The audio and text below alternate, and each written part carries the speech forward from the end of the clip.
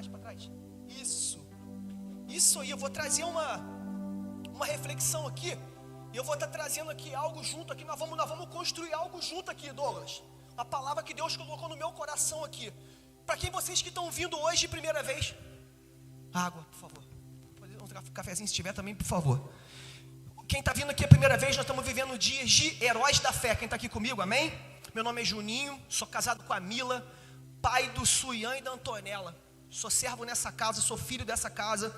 E eu estou muito feliz com essa oportunidade de estar aqui trazendo essa palavra ao coração de vocês. Aqui eu fico um pouco sem retorno, né, Brandão? Isso que é ruim. Eu apurriando ele lá. Então o que acontece? Estamos vivendo os dias de heróis da fé, Saninha. E chegou o dia de quem? De Davi. Chegou o dia de Davi. Não ia ser eu que ia ministrar em Davi, eu ia ministrar em Jefité, aconteceu algumas coisas que não foram eu ia ministrar em José também, aconteceu alguma coisa que trocou a escala, mas coube a Deus, coube a Jesus colocar para eu poder estar ministrando hoje sobre Davi. E a gente sabe que os heróis da fé, a gente vai construir várias coisas, tipo assim, e esse homem foi herói da fé por causa disso, por causa daquilo que ele fez. Mas quando chega em Davi, o Kelly, é uma incógnita. A Bíblia só vai falar, vamos lá em Hebreus capítulo 11, ver o que a Bíblia vai falar sobre Davi. Deixa eu ver aqui, pela fé Abraão fez isso, Elaine. Pela fé Noé construiu a arca. Mas quando chega em Davi ali, a Bíblia dá uma incógnita. Vamos lá. Hebreus 11, lá no 32. O escritor, após falar de todos os heróis da fé, ele vai dizer o seguinte, me permita virar de costas para vocês, para poder ler o texto. E que mais direi, certamente me faltará o tempo necessário para falar de Gideão, como nós falamos aqui, para falar de Baraque, como o William falou, Gideão, como o Franciel falou, Sansão, como a Verônica falou, Jefité, como o Daniel falou, e Davi, como eu vou falar dele hoje. Então a Bíblia vai dizer que ele foi herói da fé, mas a Bíblia não vai dizer exatamente por quê. Por que que Davi foi herói da fé? E se eu fizesse uma pergunta para vocês aqui hoje, olha para mim aqui, por favor. Se eu fizesse uma pergunta para vocês hoje aqui sobre Davi, Carlinhos, por que Davi foi herói da fé? Você vai falar, Davi derrubou o gigante. Sidmar, por que Davi foi herói da fé? O Davi foi um cara segundo ao coração de Deus. Tantas e tantas coisas que a gente pode construir aqui a respeito de Davi. Entendeu, João, o que eu estou falando? A gente poderia falar, o maior salmista da Bíblia, herói da fé por isso. A gente poderia falar várias coisas desse homem de Deus. Falar de Davi, hoje a gente vai em Jerusalém, eu nunca fui, se Deus quiser um dia eu vou, mas a gente vai ver que lá tem a cidade de Davi, é o chaveiro de Davi, a casa de Davi. Davi hoje é considerado o maior rei que Jerusalém já teve, o maior rei que Israel já teve. Está aqui comigo? O que eu estou falando? Então, mas tem algo de Davi, Douglas, que eu vou falar para você, mano, que chama a minha atenção. Tem algo de Davi que quando eu começo a falar, o Espírito testifica no meu espírito, tá me entendendo? Ele fala assim, Juninho, vai por aí, irmão, vai por aí. E quando eu comecei ontem a saber que eu ia ministrar sobre Davi, o Espírito testificou no meu espírito que clama Abba e começou a ministrar algo no meu coração, que eu quero estar trazendo algo aqui para a igreja hoje. E eu tenho certeza que vocês não vão sair daqui da mesma forma que vocês entraram. Amém? Tá comigo, Maria Clara, Graziele, tá comigo aqui o que eu estou construindo? Então vamos lá, vamos abrir em Atos, capítulo 15,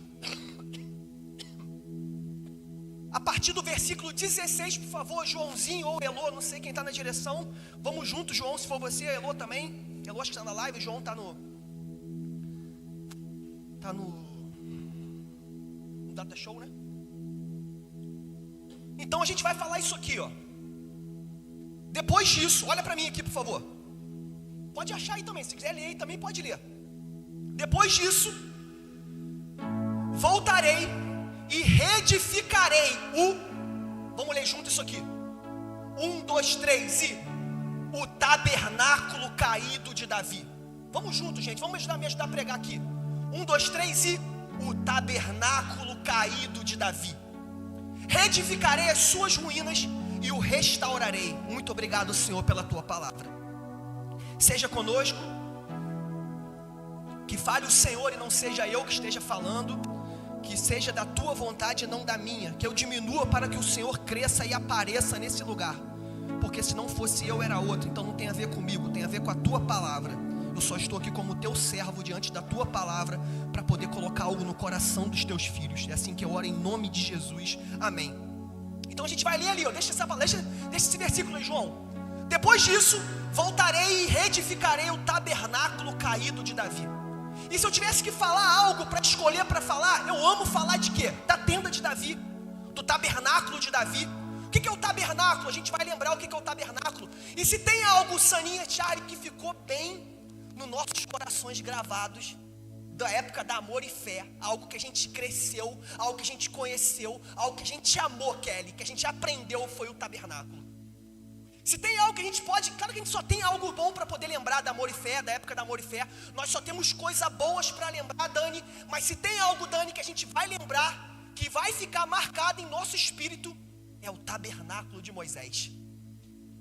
Eu acho que quem lê o livro do AP, entendeu, Rafael? Quem estava ali naquela época, assim, a gente pode ver que tudo que a gente ia ler, átrio, santo lugar, santo dos santos. A gente fala isso para outras pessoas de outra igreja, é difícil elas até entenderem, Kelly, porque elas não se movimentam muito ali. Mas para a gente que tem um conhecimento do átrio, santo lugar e santo dos santos, como nós aprendemos várias vezes aqui, Serginho, é algo, irmão, que a gente marcou no nosso espírito. E se tem o que é o tabernáculo, a gente sabe que após a queda de Adão, após Adão pecar, Adão ele é expulso do jardim, e ali é a primeira vez que o véu é rasgado. Entendeu, Douglas? Adão ele tem uma comunhão com Deus. Adão ele na viração do dia, todos os dias a palavra diz que Adão vinha Deus vinha falar com Adão, Deus vinha conversar com Adão, mas após Adão pecar, a palavra vai dizer, Saninha, que o Éden ele é fechado.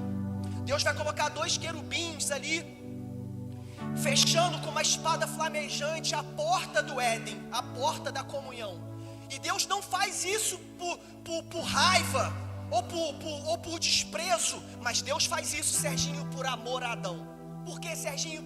Porque se Adão, em pecado, volta ao lugar da presença, certamente ele morreria. Tá me entendendo? Porque Adão, após ele pecar, ele foi destituído da glória. Então ele já não tem mais, ele não pode mais entrar na presença, ele não pode mais ver a presença. Por quê? Porque senão ele morreria. Então Deus, sabendo disso, ele falou assim, vou fazer o seguinte, eu vou fechar a porta do Éden, eu vou costurar um véu para que o meu filho Adão não volte ao lugar para ele não morrer. E ali a gente vai entender que a primeira vez o véu foi rasgado. O véu foi rasgado, e quando Moisés sobe no Sinai, se Moisés tem a lei, e o que vai acontecer? Deus vai mandar Moisés construir um tabernáculo para poder habitar no meio do povo, Kelly. Porque o desejo de Deus, o desejo de Jesus, sempre foi um Deus relacional, Maria Clara. Graziele, o desejo de Jesus foi sempre ser relacional com a tua vida. Você foi feita, filha, para um relacionamento com Ele. Você foi criada para um relacionamento com Ele. O desejo de Deus desde o início, sempre o que foi? Deus construiu o Éden para Adão, colocou Adão lá, e Deus todos os dias vinha na viração do dia. Para quê? Para ter uma comunhão. O desejo do coração de Deus sempre foi, Douglas, Ele participar da criação, daquilo que Ele fez, e disse que era muito bom, Sérgio. Eu acho lindo isso. E Deus já falou o seguinte, construa um tabernáculo para mim, Moisés, e coloque no meio do povo. Construa algo para que eu possa continuar habitando no meio do povo. E eu acho lindo isso. Deus dá uma medida de um tabernáculo celestial que tem no céu, e Moisés vai construir na medida que Deus falou. E Deus vai construir, Moisés vai construir átrio, santo lugar, santo dos santos. E a palavra vai dizer que durante uma vez por ano, o sacerdote, o sumo sacerdote, ele entrava ao santo lugar para poder espiar, para poder aspergir o sangue sobre a arca da aliança, por causa do pecado do povo. Mas Deus, a arca estava sempre ali, representando a presença dele no meio do povo. Está aqui comigo que eu estou falando, que eu estou construindo? Então a gente vai ver que o que acontece? Vai vir o tempo de Moisés, vai vir o tempo de Josué, vai entrar o tempo de Juízes, e a gente vai ver que no final de Juízes, essa arca da presença do Senhor é levada do tabernáculo. Ofni e Finéias, Kelly, após uma guerra contra a Filístia, eles pegam essa arca, Serginho, e eles vão achar que vão vencer a batalha e vão vir com a arca. mas eles têm a arca, mas eles não têm a intimidade. Eles têm o instrumento, mas ele não tem a unção. Está aqui comigo que eu estou falando? E a palavra vai dizer ali, Graziele, que vão levar a arca do Senhor. E ali vai nascer um filho de Ofni e Finés, que morre, filho de quem? De Eli. E a palavra vai dizer que ali vai nascer um filho cujo nome dele é Icabode. Ou seja, foi-se a glória. Ou seja, mais uma vez o véu era rasgado. Mais uma vez a arca vai para a Filístia, a arca vai para a Filístia, para os filisteus.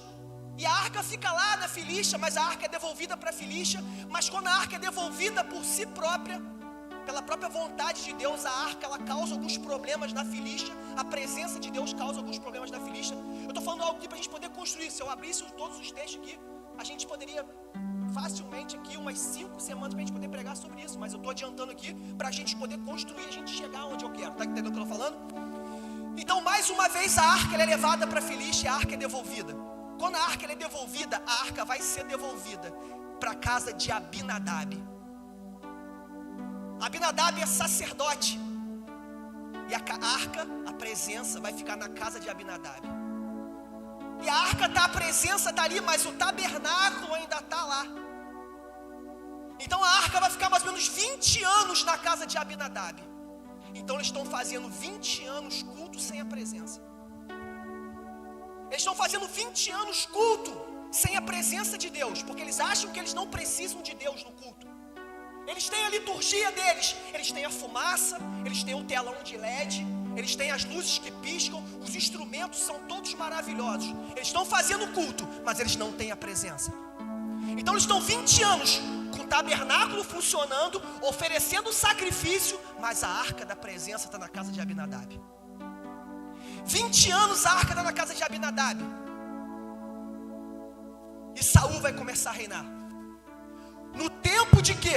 Do período de juízes para o tempo de monarquia, onde Deus vai colocar um rei sobre o povo. A pedido do próprio povo, Serginho, Deus vai levantar Saul. Então vai passar do período de juízes para o período da monarquia, para o período de reis. Então Israel vai começar a ser igual a outras nações. Israel não quer mais ser governado por Deus. Israel quer um rei sobre eles. Israel precisa ter uma pessoa palpável. Israel precisa ter um pastor. Israel precisa ter alguém. Então Israel quer alguém para quê? Um bezerro para poder chamar de seu. E é levantado Saul. E Saul vai reinar 40 anos. Ou seja, a arca, o tabernáculo, a igreja está fazendo culto 60 anos sem a presença. Saul reina 40 anos, ele nunca se preocupa onde está a presença. Até que um homem começa a reinar sobre Jerusalém. Até que um homem começa a reinar sobre Israel. Ele vai dizer algo: eu não posso governar, eu não posso fazer culto, eu não posso me mover se Deus não estiver nesse lugar. E Davi vai ter uma ideia: eu vou buscar a arca, Anderson. E assim que Davi começa a reinar sobre Jerusalém, Davi vai ter uma ideia. E Davi vai dizer o seguinte: eu preciso buscar a arca. E ali a gente vai voltar para ali, ó. O Tiago ali está dizendo o seguinte, que essa falha de Tiago, ele está dizendo o seguinte: a igreja naquele momento, Serginho, Kelly, Sidmar, passando por momentos de dificuldade. Ou seja, o povo muito apegado, judeu, na Torá, na mitzvot, então eles estão muito apegados à lei. Então eles não aceitavam que os judeus, que os gentios, gente de outra etnia, entrasse naquilo que Jesus já tinha conquistado. Ele falava: tudo bem, a gente aceita isso que Jesus fez, mas é só pra gente. A gente aceita isso que Jesus fez, mas é só para nós judeus aqui. Só para os circuncidados, só para os circuncisos, só para aqueles que estão dentro do governo judaico. E o que vai acontecer aqui? Tiago assim: ei, não é isso que está acontecendo. O Pedro viu que o Espírito Santo que desceu em Pentecoste, em Atos, desceu também na casa de Cornélio. que ele quer dizer com isso daqui? Ei, o véu está rasgado. Aquilo que era só para os judeus, agora vai alcançar os gentios, vai alcançar o povo de outras etnias, de outra raça, de outras cores. Então Tiago está dizendo o seguinte: eu sei o que está acontecendo. Eu sei o que está acontecendo. Nos últimos dias, ou seja, no tempo deles, Deus iria restaurar o tabernáculo caído de Davi. Mas Juninho, mas como assim, Juninho, o tabernáculo caído de Davi? É porque quando Davi tem essa ideia, Kelly, de trazer a arca, vai acontecer algo. Uzá e Aior, sacerdotes, filhos de Abinadab, vão tocar na arca e vão morrer. E a arca vai ficar na casa de quem? De Obed-Edom. Agora vamos abrir aqui para mim 1 Crônicas 15, a partir do versículo 21. A arca, após Uzá tocar na arca para na casa de Obed-Edom. E aquilo dali, Serginho, é uma doideira para eles, irmão. Sabe por quê? Porque a arca está na casa de Obed-Edom. É um cara que ele é edomita. É um cara que ele não é judeu. E após a arca matar um próprio judeu, ele falou assim: irmão, vamos deixar essa arca na casa de Obed-Edom, que essa arca vai acabar com a casa de Obed-Edom. Se essa arca é um problema para os filhos de sacerdote Uzá, que tocou nela e morreu, então vamos deixar essa casa na casa de Obed. Obed, ele é de Gate. Quem conhece alguém que era de Gate? Golias era de Gate. Então esse Obed-Edom, ele é filisteu. Ele é inimigo do povo de Israel. Entendeu, Sidmar, o que eu estou falando? E essa arca vai parar na casa de Obed-Edom. E quando essa arca para na casa de Obed-Edom, a palavra vai dizer que a casa de Obed-Edom, ela prospera 3 meses.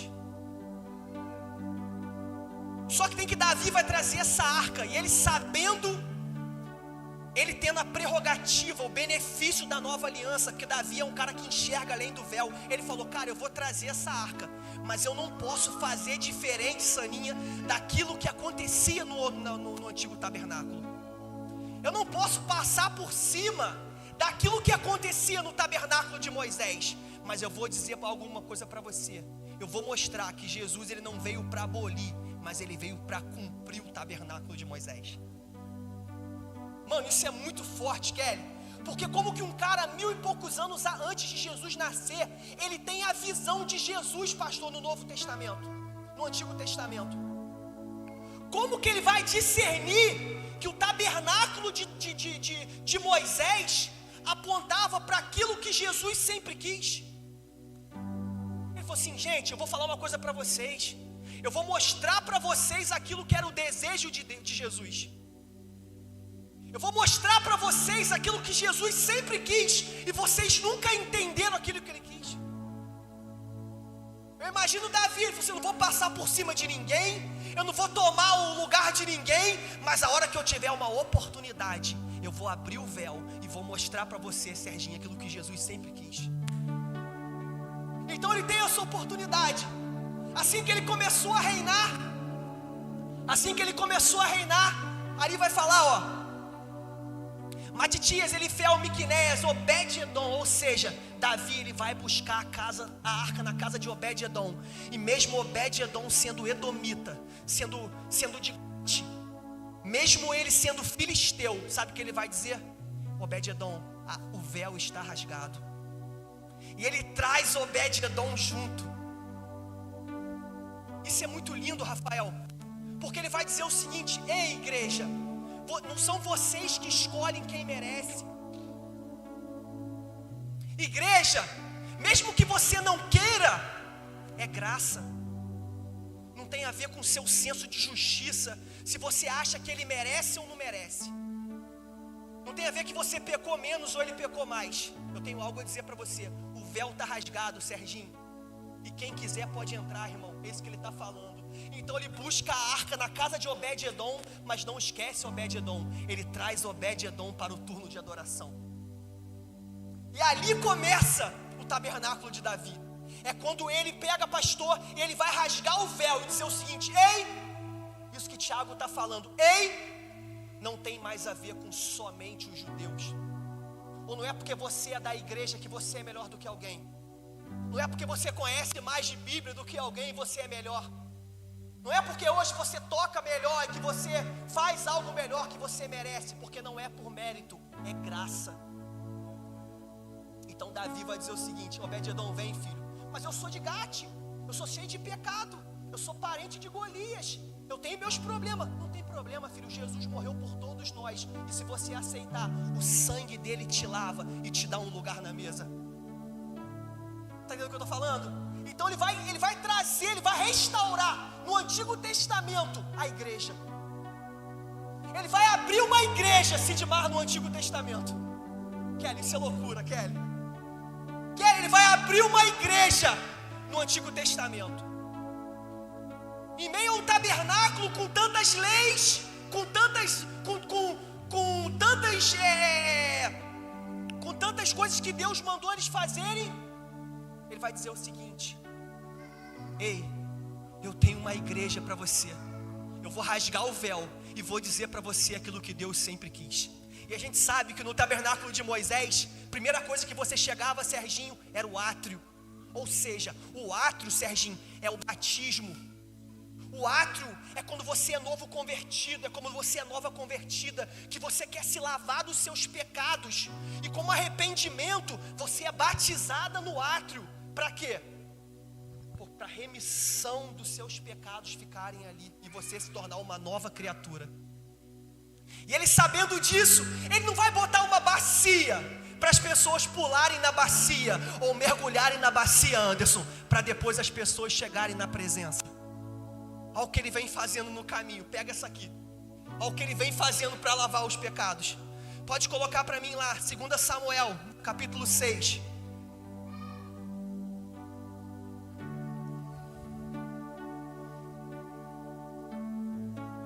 A partir do versículo 13, por gentileza, João. Você está muito lindo, João. Você está rápido no gatilho, meu mano. Olha só isso daqui. Ele sabia, Rafael, que no Antigo Testamento, no tabernáculo de Moisés, primeira coisa que tinha: banheira. Antes do altar de sacrifício, Rafael, tinha o quê? A banheira.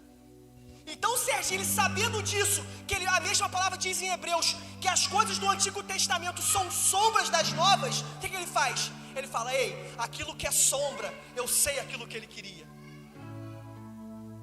Entendeu, Rafael, o que ele está falando? Então ele vai dizer o seguinte: quando os que levavam a arca do Senhor tinha dado 6 passos, Davi sacrificava um boi gordo. Davi dançava com todas as suas forças. Deixa no 13. Então, Rafael, o que ele falou? Ele falou: cara, no Antigo Testamento o que te lavava era a bacia, mas no Novo Testamento o que te lava é o sangue. Está aqui comigo que eu estou falando? Ele entendeu isso, filha, há 1000 anos atrás. Isso é loucura na nossa cabeça. A gente que conhece hoje a Bíblia, lê a palavra e a gente não entende. Ele vai entender isso aqui antes de Jesus, 1000 e poucos anos, Kelly. Ele falou assim: eu vou te mostrar o que ele queria. Vamos nos lavar no sangue primeiramente, antes de a gente fazer qualquer coisa. Antes de a gente chegar na bacia, vamos fazer uma bacia de sangue. E por que é o número 6? Porque você foi criada no 6º dia, e o 6º dia aponta para o homem. Então o que ele está falando, Serginho? Você pula na bacia e volta lá onde ele te criou. Ou seja, você nasceu de novo. Está dando para entender o que eu estou falando? Ele falou o seguinte: você vai mergulhar no sangue, que ele ali apontava para o sangue do cordeiro. Por isso que é o 6º dia, ele está matando a cada 6 passos ele mata um animal pelo sangue. Para lembrar o quê? Que o 6º dia é o dia que ele te criou. No 6º dia você se batiza e volta na nova criatura. Está aqui? Porque no tabernáculo de Moisés, você se batizava na banheira para depois você se apresentar como sacrifício. Mas ali ele disse o seguinte: não foi nunca o desejo de Deus isso, Rafael. O desejo de Deus foi o quê? É que você se apresentasse como sacrifício vivo e você mesmo mergulhasse nessa banheira com sua própria vontade. Está entendendo o que eu estou falando? Porque no Antigo Testamento, no tabernáculo de Moisés, Serginho, tinha grito de animais. Você imagina, Serginho, você pecou e você passa a mão num cabrito aqui, ó, e fala assim: vamos lá morrer por mim, vamos lá pagar os meus pecados. Só que tem que no Novo Testamento não, no tabernáculo de Davi, sabe quem ia para o sacrifício? Era você que ia. Por quê? Porque quem pecou fui eu. No Antigo Testamento, eram os gritos de animais para poder morrer. No tabernáculo, na tenda de Davi, sabe o que era, Kelly? Era sacrifício de louvor. Eu vou porque eu amo estar ali. No sacrifício de Moisés, era uma gritaria de animais morrendo sem merecer, ou por causa de um pecado que nunca foi nem lavado. Mas no novo sacrifício, você se lava na banheira e você chega perante a Ele como o quê? Como sacerdote, nação santa, dizendo: eis-me aqui, Senhor, lavado e remido, para poder me apresentar, para que o Senhor venha fazer por mim, mas principalmente através de mim. Rafael, isso é loucura, irmão. Ele está entendendo algo que Deus queria. Ele está entendendo algo, Rafael. E passa mais um para mim, por favor. Davi dançava. Peraí, não eram os animais que gritavam? Não. Agora não são mais os animais que gritam. Agora somos nós que dançamos na presença do rei. E sabe uma coisa que é maneira? Olha ali. Davi dançava com todas as suas forças diante do Senhor. Ele estava cingido de quê? De uma estola sacerdotal. Por quê? Porque no Antigo Testamento somente os sacerdotes poderiam entrar nesse lugar. Então, Rafael, o que ele faz? Ele tira sua roupa de rei, porque esse lugar não é para rei. Esse lugar não é para quem tem cargo. Esse lugar não tem a ver com se você é líder ou se você não é líder. Esse lugar não tem a ver, Douglas, com quanto você sabe, irmão, com quanto você deixa de saber. Esse lugar tem a ver, Douglas, com quanto você entende da obra que Ele fez pela tua vida. O quanto você está disposto a morrer para entrar nesse lugar, Douglas. É isso que Ele está falando.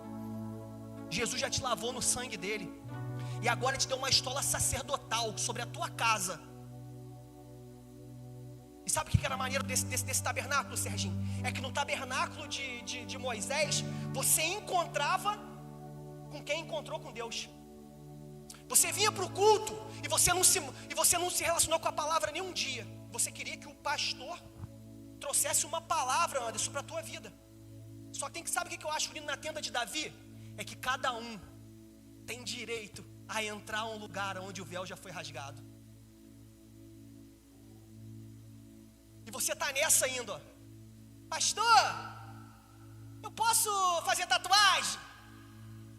Pastor, eu preciso de uma palavra para sair com a minha família. Filhão, você é sacerdote sobre a tua casa.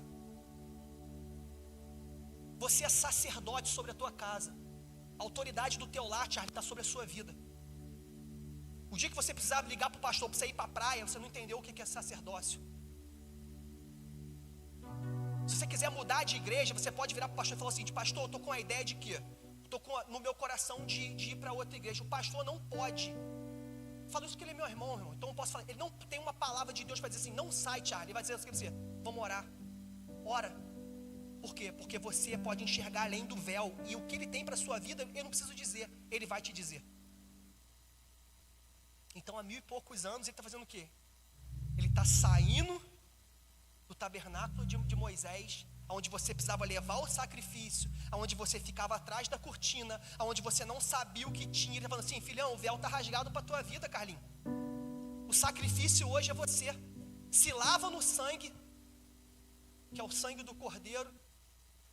Se veste numa estola sacerdotal, ou seja, assume o seu lugar, assume o seu posto na tua casa, assume quem você é. Pega aquilo que Ele te deu e começa a usar, a fazer uso daquilo que Ele te entregou. Por quê? Porque o véu já está rasgado. Então você coloca a sua estola sacerdotal igual Ele fez. Ele estava vestido de rei, Serginho, ele era rei. E o que Ele fez? Ele falou assim: não, pô, na presença dele, rei aqui é Ele. Quantas e quantas pessoas querem roubar o brilho do rei, Serginho? Quantas e quantas pessoas, Serginho? Se eu não estiver aqui, não tem culto. Se eu sair dessa igreja, essa igreja acaba. Ô, filhão, coloca sua roupa de sacerdote, senta no teu lugar. Porque se não é você, é outro. Porque essa obra não é tua, essa obra é dele. Coloca no seu lugar, tira essa coroa sua de rei. Tira esse pensamento que você é o último bombom do pacote. Você aqui é sacerdote, filho. Você está aqui para poder servir. Eu acho isso lindo, que ele enxerga isso além do véu. Ele, sabendo disso, ele vai arrastar com sangue. Ele sabe que o sacrifício ali é um sacrifício de louvor. Então o que ele vai fazer, Serginho? O que ele vai fazer? Maria, claro, né? Ele vai fazer um turno de adoração naquele lugar. 24 horas ininterruptas de um povo cantando e adorando em volta da arca. O que ele está dizendo? Ele está apontando para a igreja. Você imagina? A hora que a gente entender isso, Carlinhos. A hora que a gente vier para cá, irmão, a gente não depender de um bom louvor ou de uma boa palavra, até porque você não se alimenta na igreja, você se alimenta em casa. A Bíblia está aqui para você se alimentar. Se você depender de você vir para a igreja para te alimentar, é só um leitinho aqui. A comida sólida é você chegar em casa, abrir a palavra e ele falar com você aqui, ó. E o que eu acho lindo é que ele já se lavou na banheira, Kelly. Ele se lavou na banheira, então ele falou assim: agora peraí, agora eu tenho direito a entrar onde? Ao santo lugar. Porque era átrio, santo lugar e santo dos santos. Ele falou assim: peraí, eu entendi já, e agora eu cheguei no santo lugar. Ele se veste de sacerdote, porque a passagem para o santo lugar tomou o lugar dele, sabe de onde ele foi chamado, se colocou no lugar dele e vai adentrar o santo lugar. E quando chega no santo lugar ali, coloca Hebreus.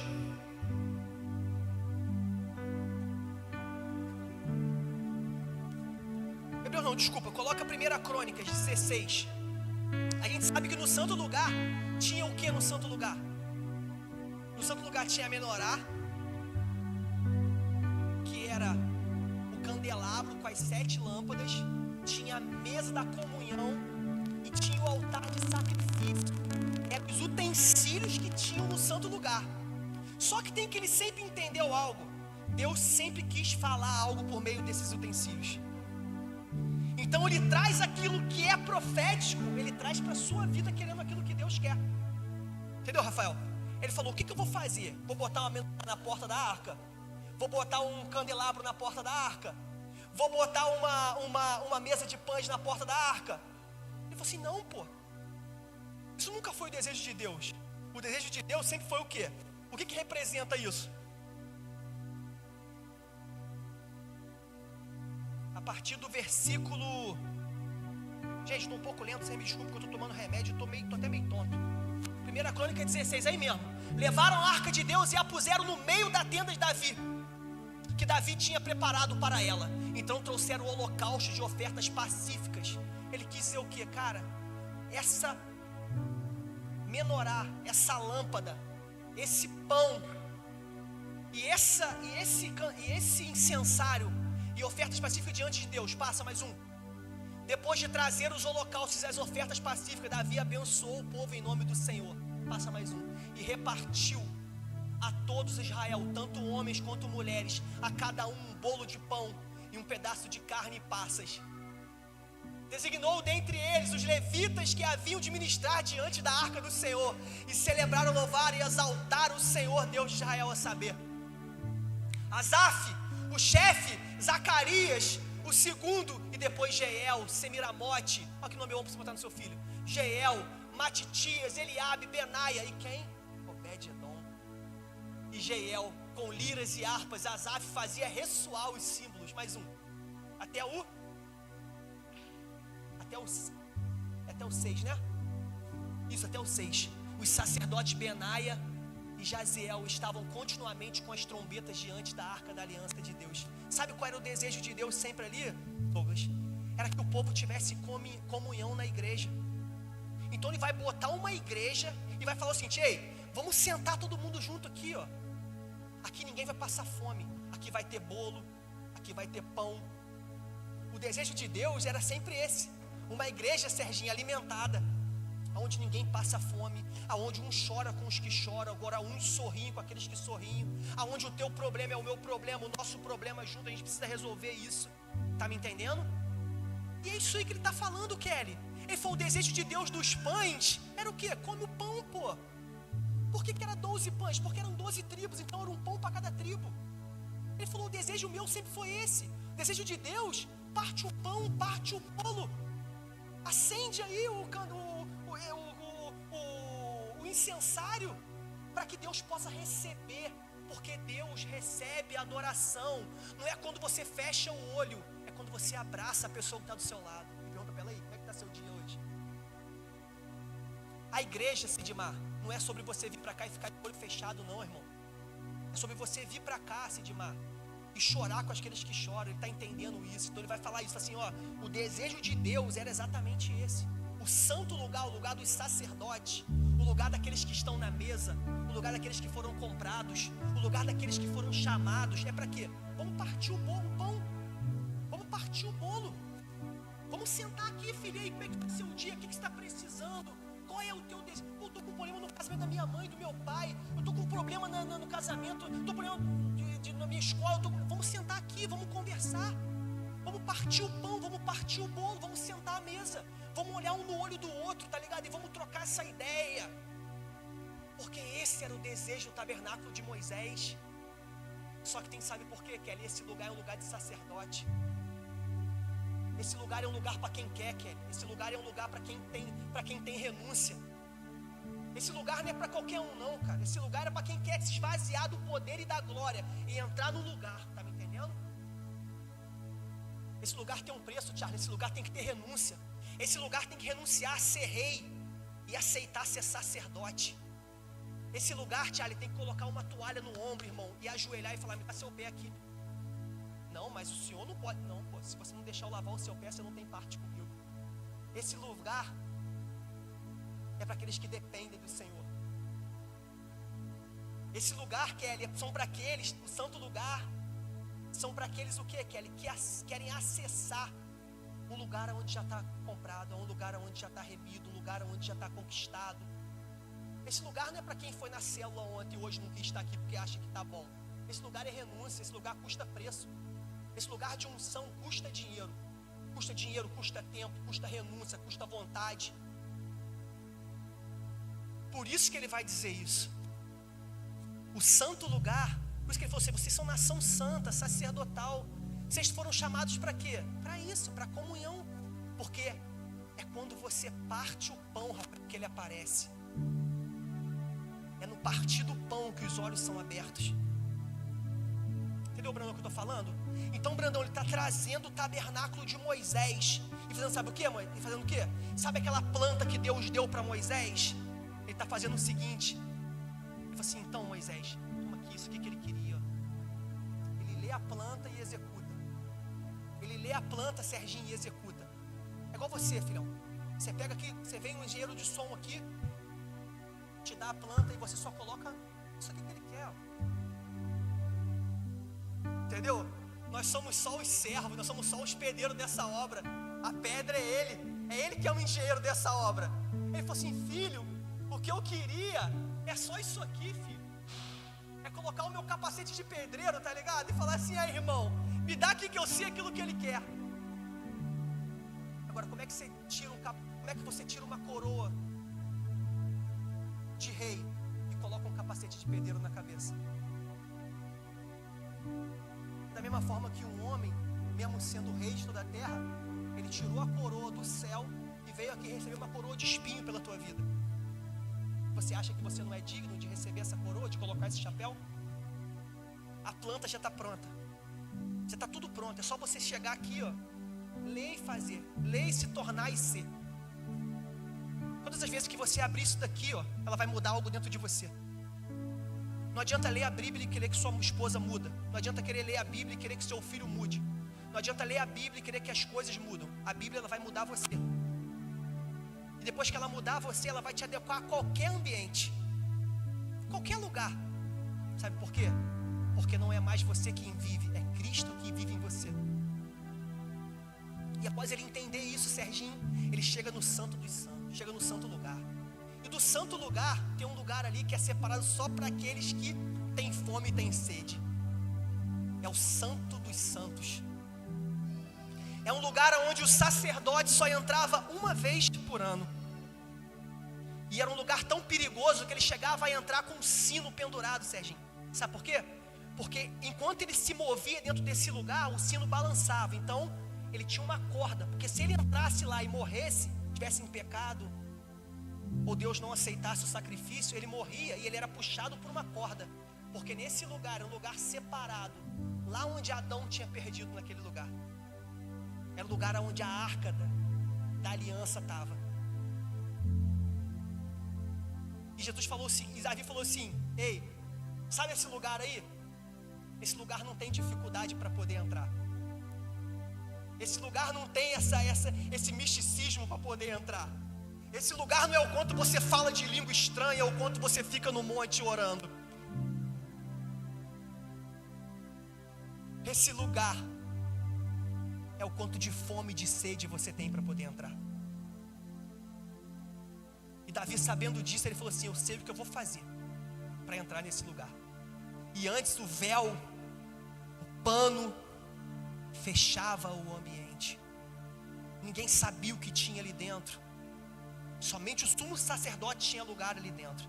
E Davi vai fazer algo. Coloca para mim o Salmo 61, número 4.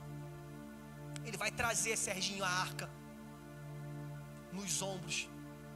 Porque a presença de Deus é para carregar nos ombros.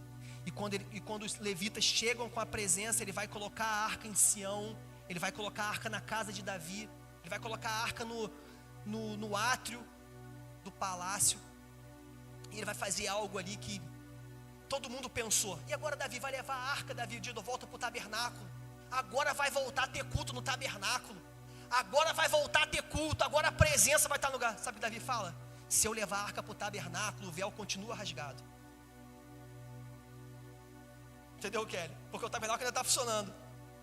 Então ele fala: se eu voltar com a presença para o tabernáculo, o véu ainda continua rasgado, ainda continua costurado. Mas eu vou fazer algo que exatamente quando ele morreu aconteceu. Sabe aquele véu que rasgou? Que a palavra diz? Que ele rasgou de alto a baixo, que hoje te dá lugar a um lugar onde foi conquistado. Sabe esse véu que foi rasgado? Olha o que ele vai fazer, Serginho: que eu possa habitar no teu tabernáculo para sempre e abrigar-me no esconderijo das suas asas. Sabe o que ele vai dizer, irmão?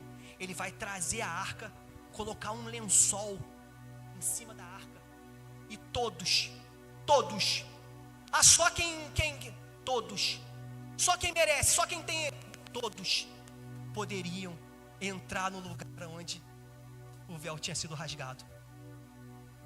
E ele vai chegar ali e vai colocar, e vai dizer o seguinte: ei Jerusalém, ei igreja, quem tem fome, quem tem sede, venha e coma e beba do pão que desceu do céu. E sabe o que ele vai dizer? Ele vai colocar a arca, e a palavra vai dizer que todas as vezes que o sol batia na arca, por cima da arca tinham 2 querubins de asas abertas. E quando eu li isso aí, eu fiquei apaixonado, porque por cima da arca tinham 2 querubins com as asas abertas. E quando o sol batia na arca, em meio àquela tenda, porque era uma tenda de Davi, era um lençol que ele tinha colocado para as pessoas, fazia uma sombra. E quando fazia uma sombra naquele lugar, Charlie, ele fez um salmo bem ali naquele lugar. Coloca para mim o Salmo 91.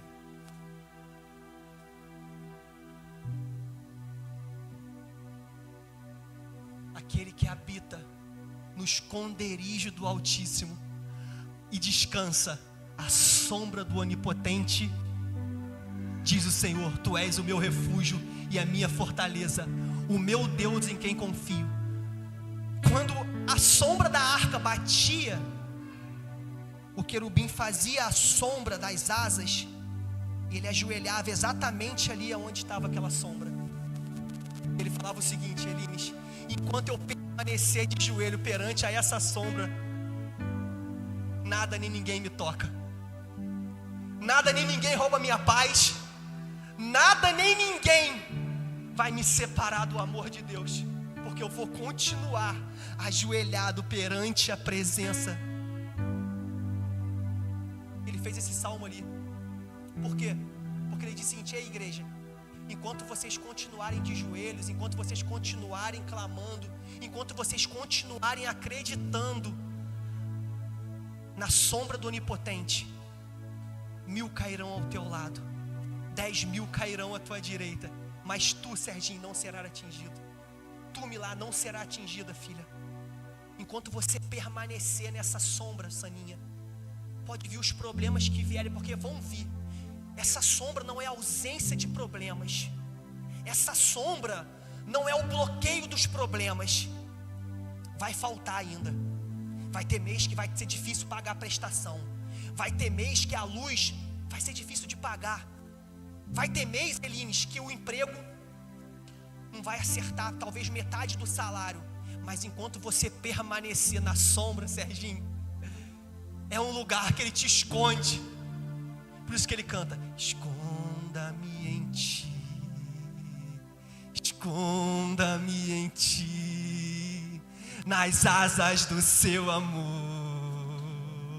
Está entendendo? Enquanto você permanecer na sombra do Onipotente, na sombra da presença, na sombra do teu quarto, na sombra do quarto de porta fechada, na sombra da busca pela presença, ele quer dizer o seguinte: Carlinhos, nada, nem ninguém te toca, porque você é meu. E ele vai rasgar o véu ali. E eu acho lindo. Coloca para mim no 2 Samuel. Continua, Emily. Vamos junto, filho. Ela vai tocar para o dó sustenido menor. Anos dourados de Israel. 2 Samuel, capítulo 5:5. Brandão, essa aqui é para você, filho. Essa aqui eu escrevi aqui, ó, para o Brandão. Em Hebrom, escuta só o seguinte aqui. Olha todo mundo para cá. Olha isso aqui.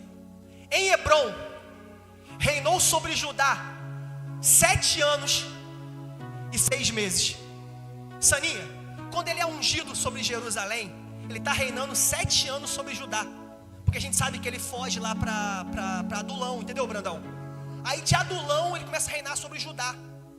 Depois que ele está reinando, Serginho, 7 anos em Judá, olha o que vai acontecer. Em Jerusalém, reinou 33 anos sobre todo Israel e Judá. Tenho algo a dizer para você. Assim que ele começa a reinar sobre Israel, ele leva a arca. Você conhece alguém que viveu 33 anos? Conhece, cara? Conhece? Entendeu, Serginho? Olha ali, olha Jesus ali. Olha ali Jesus ali, olha ali só. Olha ali, Maria Clara. Olha ali, vou te mostrar, Graziela, olha ali. Olha ali, olha o tempo que a arca fica em Jerusalém. Em Jerusalém, reinou 33 anos sobre todo Israel e Judá. O tempo da arca, da presença, é o tempo de Jesus, filha.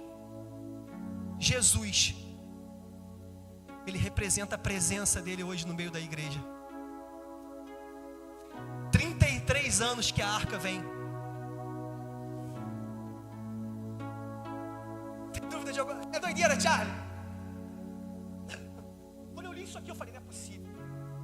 São 33 anos da arca em Jerusalém. Davi ele reina 40 anos.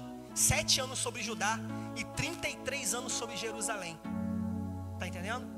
33 anos da arca são exatamente os 33 anos de Jesus. Eu tenho algo a dizer para vocês, filho. Até quando vocês vão precisar de alguém botar a mão na cabeça de vocês? Até quando vocês vão ficar nesse ministério de dependência dos outros? Vocês vão entender para aquilo que vocês foram chamados e vão começar a se impor como sacerdote. Eu tenho algo a dizer para você: o véu foi rasgado. O tabernáculo de Davi é a igreja hoje. E ele depende daquilo que você vai se tornar. Ele confia naquilo que você vai se tornar. Eu tenho algo a dizer para você nessa noite. Jesus está te chamando para você tomar o seu lugar hoje aqui. Jesus está te chamando para você entender. Coloca para mim João 1,14.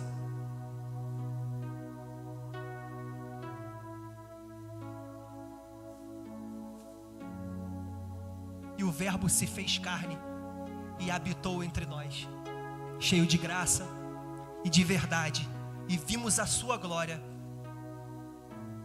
como a glória do unigênito do Pai.